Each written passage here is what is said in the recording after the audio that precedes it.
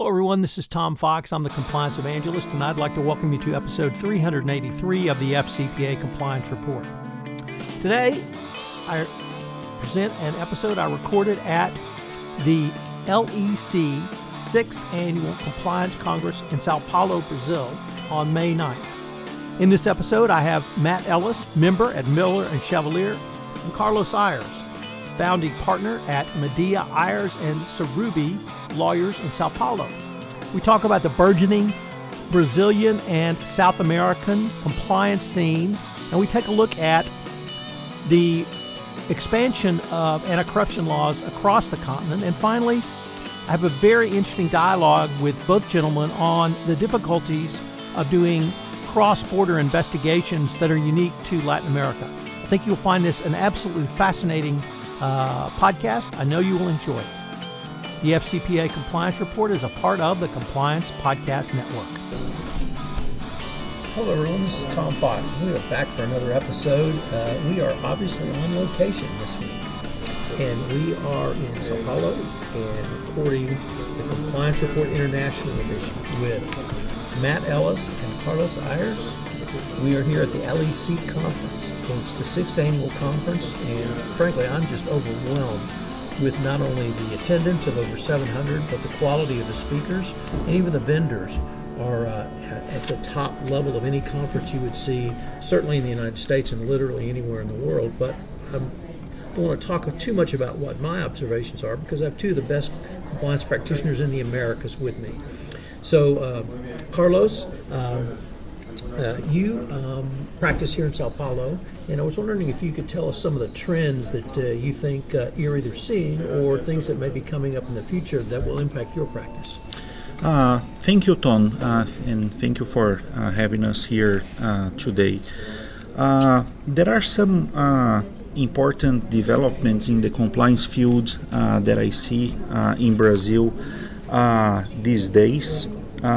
First of all, some states are passing a law that requires companies to have a compliance program as a condition to participate in public procurement, or that they attest that they have a compliance program in order to participate in that public tender. And if they don't, in the state of Rio, for example, they have to commit to implement in 180 days. So that started last year. This year we continue to see states passing similar laws. The state of Tocantins, for instance, presented a draft bill a couple of weeks ago in which they require a company to participate in certain tenders to have ISO 37001 certification. So I see that as a trend in Brazil, not necessarily as a good thing, because, for example, in the state of Rio, the company provides a declaration saying that the company has a compliance program. And then the manager of the contract is the person who is going to assess whether or not that's true. And that's a person that might not have, and I think on many instances the company will not have the right expertise. So that's a problem that needs to be fixed.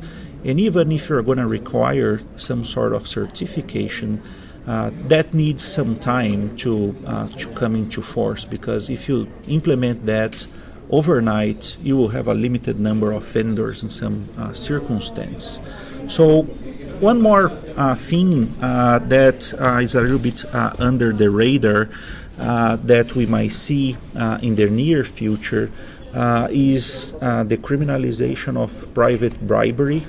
ENCLA, which is the National Strategy Against Corruption and Money Laundering, which is a forum where many authorities participate, like the Federal Prosecutor's Office, CGU, the Brazilian Securities and Exchange Commission, Federal Police, so forth and so on. One of the initiatives approved by ENCLA last year to be implemented this year is about criminalization of private bribery. And the idea is that a draft bill is presented to be analyzed by Congress, holding not only individuals but also companies under civil and administrative liability for private bribery. Whether or not this will pass at Congress, it's another story, but ENCLA believes that there are good chances that such law might pass in the near future. So Matt, what I wanted to ask you about is you truly have a hemisphere-wide practice. So you've seen the growth and literally explosion in not only anti-corruption laws but also compliance programs in countries outside of Brazil that may not be as mature in either their legislative framework, legal framework I should say, and compliance programs. What do you see in companies like Colombia or other countries that may have recently passed a law yet have not really ramped up their enforcement efforts, at least to the extent the Brazilian prosecutors have? Well, what's exciting, Tom, is over the last 2 years, we're at a point now in key jurisdictions throughout the Americas. Countries now have those legal frameworks in place. And this is a positive step in the right direction. And what it does is it allows you to look at Brazil and look at what's happened in Brazil since 2011. I remember Carlos and I, we would go to conferences here in Brazil and we would be, 2 of 4 people or 2 of 10 people in the room talking about anti-corruption. This was before Clean Companies Act. This is way before Lava Jato. This was before penalty sharing. This was before all of the developments and enforcement we've seen today. And then you consider Argentina and Peru and Colombia and Guatemala and Mexico and jurisdictions that now have put those new legal frameworks in place, and what we're waiting for is the next step of investigations, of enforcement, and of the blossoming of local homegrown compliance communities. This is a maturation process we've seen occur in Brazil. Right now we're in the belly of the beast. We're at the LEC conference where there are 700 Brazilians here learning about compliance, over 200 companies represented. 90% of the top 50 Brazilian companies are represented here. This did not exist 5, 6, 7 years ago in Brazil. And the idea is that in these other jurisdictions, we're likely to see the same type of growth going forward. Matt, do you see at least an effort to cooperate amongst the prosecutors in Latin American and even Central American countries, share information, anything like that? So it's interesting, Tom, because this has really been the topic of a lot of discussion here at the conference this year. Brazilians are asking, okay, when our companies discover issues, when we disclose to the local Brazilian authorities, at what point do we need to consider bringing these issues to the attention of other authorities? And those are big questions, as you know. Going to the U.S. government and revealing an issue means that, you should be prepared to manage that issue for years to come.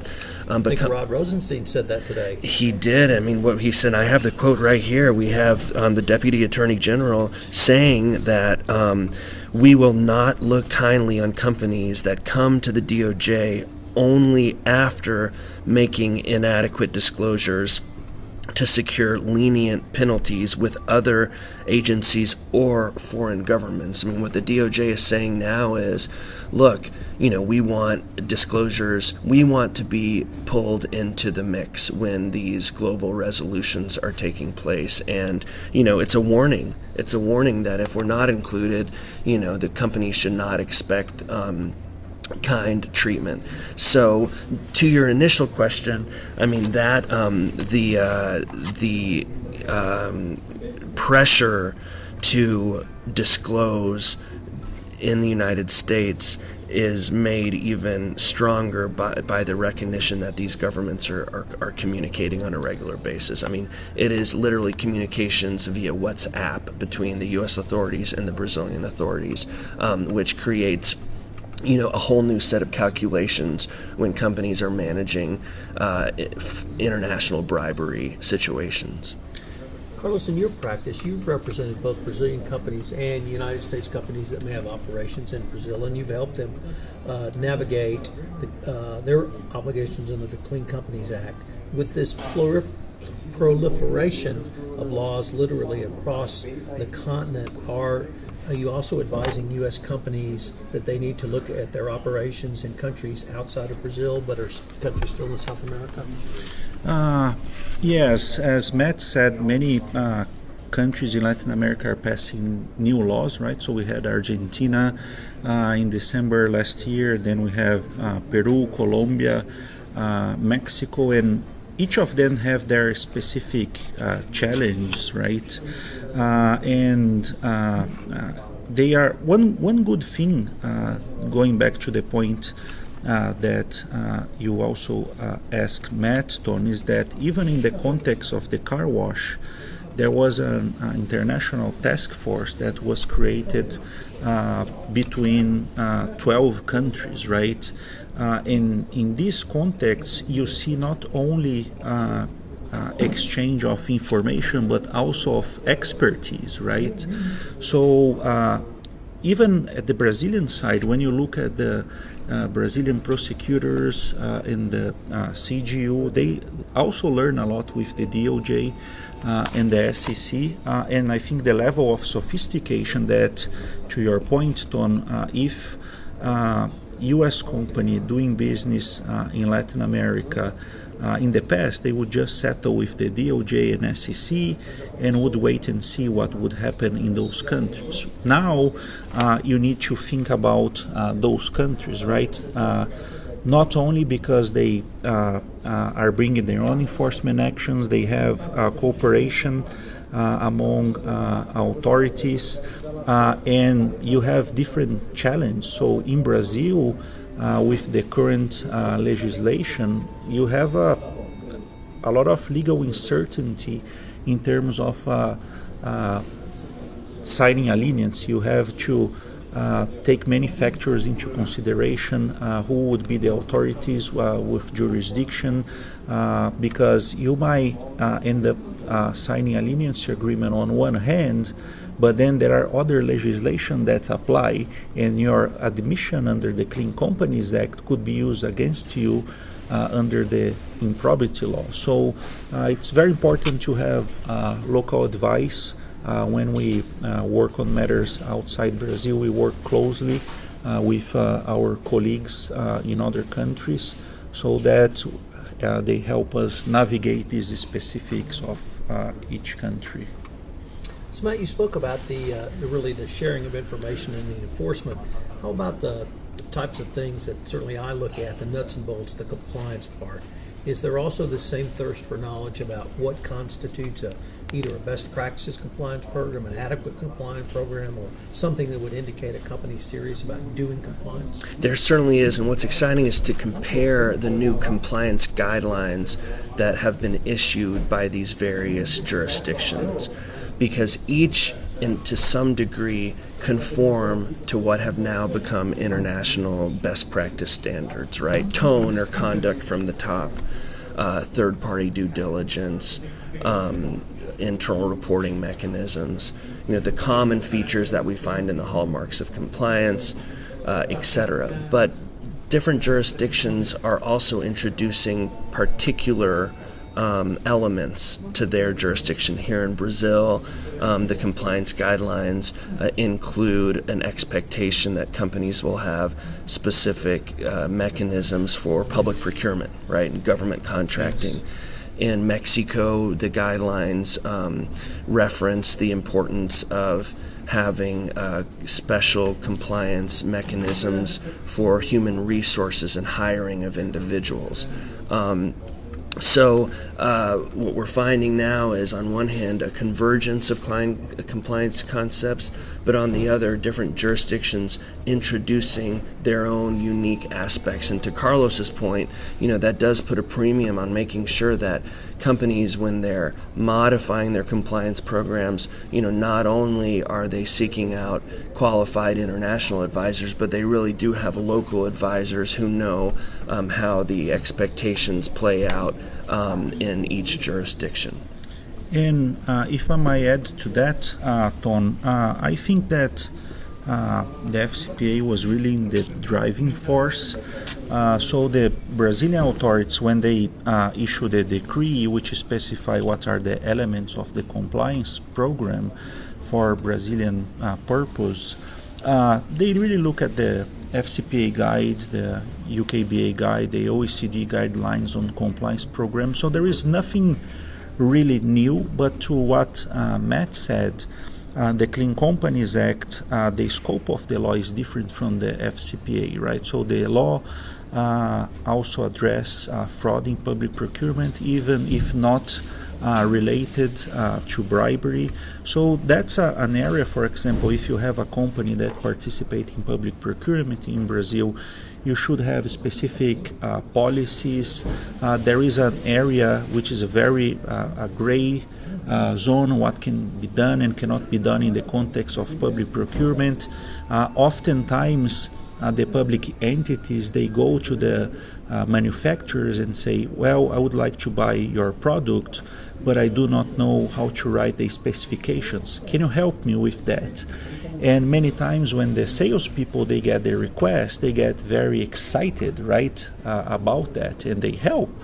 And sometimes not knowing that that cannot be done as a general rule, and many times they think, well, there's no bribery involved, so there's no big deal, and then your company falls into trouble. And one of the things of the Clean Companies Act is also that it incorporates the notion of strict liability, in which the government has to show no intent, or does not have to show any intent. So at the end of the day, if your employee help prepare the specifications, that is per se violation in most of the case. So that's an area that you really need to pay attention, what can and cannot be done. And to Matt's point, this is a specific area in Brazil. If you go to Argentina, you have something else. And I think what is common across the region, if you look at time to comply with tax matters in Brazil, time to open a business, and time to obtain license and permits. When you look at the study of the World Bank, Brazil and Latin America in general fall under the latest countries, right? So that's an areas of risks in the region that companies should pay close attention. Yeah, we've seen global companies over the last 9 months, recognizing these new compliance guidelines throughout the region, embark upon localization efforts where they actually have advisors from various jurisdictions review their compliance programs and identify gaps or areas of needed improvement. And that's a process that I would recommend companies strongly consider, especially given that, as we've mentioned, we're right now at a point where these guidelines have been issued by numerous countries throughout the region. There's one question I really wanted to address both of you all, and it came up in the context of a speech today by Deputy Attorney General Rod Rosenstein, where he talked about the concept of piling on. Piling on is where it would be either multiple jurisdictions would issue penalties for the same or similar conduct, and a company may feel that it's unfair to have to pay multiple times for the same thing. In the FCPA and in a bribery and a corruption context, if we look at Odebrecht paid a very large fine. Partly, the largest chunk was to Brazil, part to the United States, and part to Switzerland. And here we had the concept of what I would call one pie. there's one pie of fines and penalties doled out to the countries that were involved in the investigation. That also happened in the Rolls-Royce case, the sharing of fines and penalties. And we've had other cases. But I wanted to introduce that to ask you both the question: how does counsel from not different jurisdictions, but literally different countries, how do you work together on a truly international case, recognizing now that each one of the different countries may be doing their own investigation, whereas before it may have been solely the United States, it may have been solely Brazil, but now you have multiple jurisdictions. How do you both, who have international practices, work with your colleagues literally across the world? Well, I guess I'll jump in first, Tom. First and foremost is to recognize that every global investigation is different, involves its own dynamics, and takes on its own character, and that character evolves over time. And one of the key features of that evolution is which jurisdiction takes the lead, right? Rolls-Royce, you had the UK authorities take the lead. Odebrecht, you had the Brazilian authorities take the lead.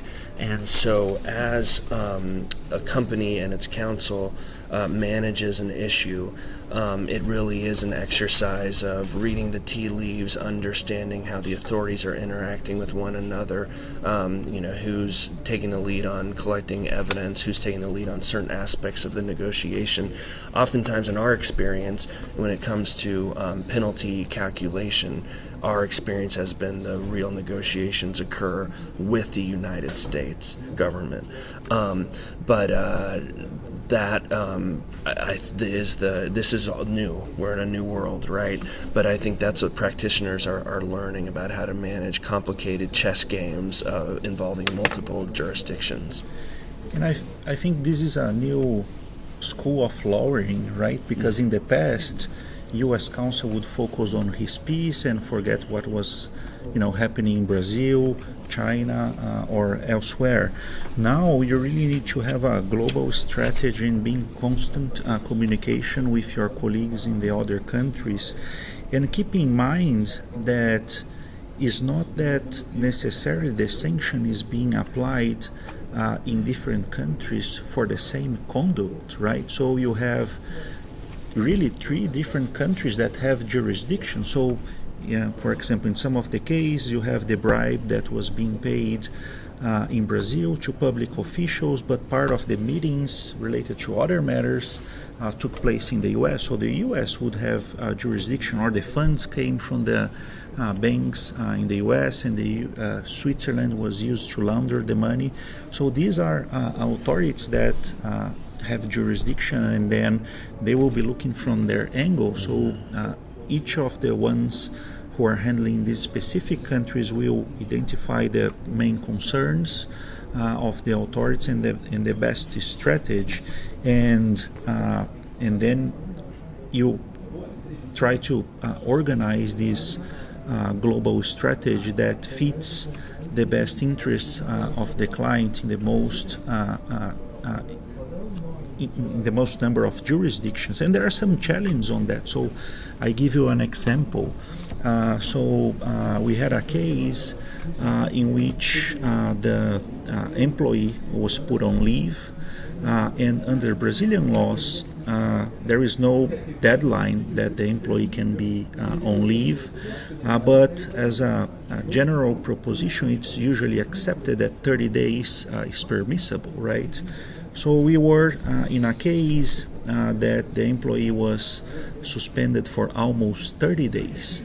And then foreign authority asked to interview that employee, and the company said that the company was going to talk to the employee, and the employee agreed to talk to this foreign authority. But it would take time, because it would be necessary to translate the documents, the relevant documents, provide them to this foreign authority. So if you look at that from a Brazilian legal perspective only, holding he or she for more than 30 days, he or she could claim moral damage and file a labor lawsuit, and he or she would win for sure. But then, well, what about the credits that I want to, take from that cooperation with that foreign authority. So when the legal team who was balancing the pros and cons of which way to go, at the end of the day they decided, well, let's hold this guy for a little bit more time. There might be some questioning, but the company understood that in terms of getting more credit with this foreign authority, that would make sense. So when you have this complex and multinational investigation, this all come into play, and as Matt mentioned, each investigation has its specifics, which I think it's what is really interesting in this job and what is challenging, because every day you are facing something new. It is, and another thing to take into account is even though there might be more than one jurisdiction involved, each of those authorities might have a different focus, right? I mean, we have a case right now where the Latin American authority is interested in the headquarters and interested in how public funds were utilized. The U.S. authorities are interested in other companies who happen to be doing business with the company under investigation, and so that further can complicate the picture of a global investigation. Well, gentlemen, unfortunately we're near the end of our time, so I know Carlos has to go give his panel presentation. So I wanted to thank you both. This has been a fascinating discussion. I think it's the first time the three of us have been in the same room and able to record a podcast, so I really enjoyed that. Thank you. Thank you, Tom. Thank you, Tom. Hello, everyone. This is Tom Fox again. I'd like to thank you for listening to this special on-location recording of the FCPA Compliance Report. If you have any questions, you can email me at tfox@tfoxlaw.com. If you have listened to this podcast on iTunes, I would greatly appreciate it if you would rate our podcast, as it would help in our rankings and help get the word out about the longest-running weekly podcast in compliance. Thanks again for listening to this episode, and I hope you'll join me next week for another episode of the FCPA Compliance Report. The FCPA Compliance Report is a part of the Compliance Podcast Network.